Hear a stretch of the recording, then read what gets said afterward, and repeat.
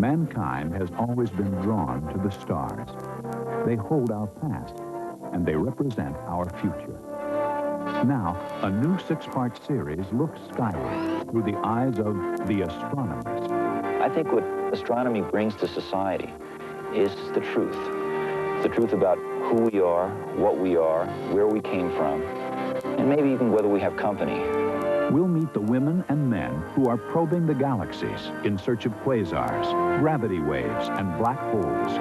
I get a big kick out of the fact that we build a machine that can see the light coming from the beginning of the universe.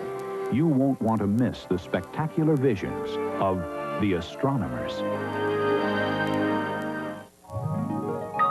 Japan is acknowledged as the economic leader in Asia, but the 4 tigers of the Pacific are rising to the challenge. 4 nations known as mini-dragons. South Korea, a country at a crossroads.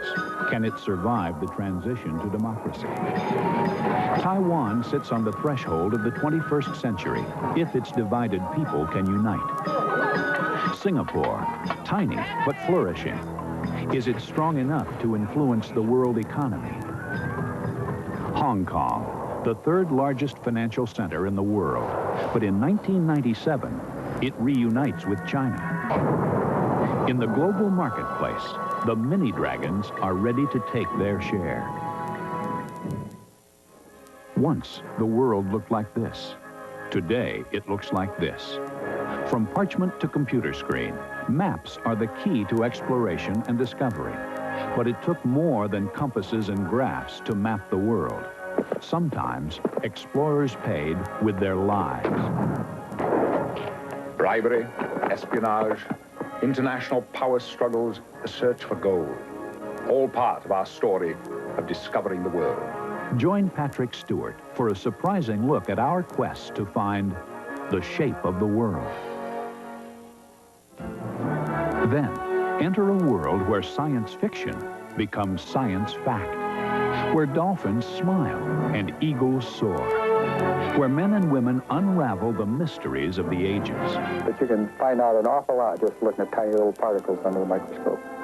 Enter the world of The New Explorers with host Bill Kurtis.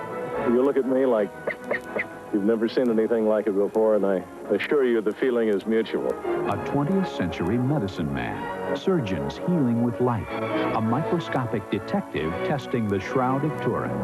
Together, they're expanding the boundaries of science and art. This is their story, The New Explorers. There's nothing wrong with just sex for sex. The 60s. Were they just sex, drugs, and rock and roll? I took a hit of Osley White Lightning acid, and I became an instant hippie. A lot of people did not understand long hair at all. It was really a threat to them. From the Summer of Love to Woodstock, the largest youth rebellion in our history would shake the foundations of middle-class morality. There's no doubt that people were having an awful lot more sex. But as for the real fact of how we lived was food stamps. Every day in our work, they walk the streets and they steal all things. That's not true! The parents want you to make money, go to school, have a nice job. I want to have a nice job. Who's going to work? Who's going to grow the food? You don't have to go. You're a protest. Where do you end up? Because I have a son that's going to go into the Army. Don't miss the next episode of Making Sense of the 60s. Tomorrow and Wednesday night at 9 here on WOSU, TV 34.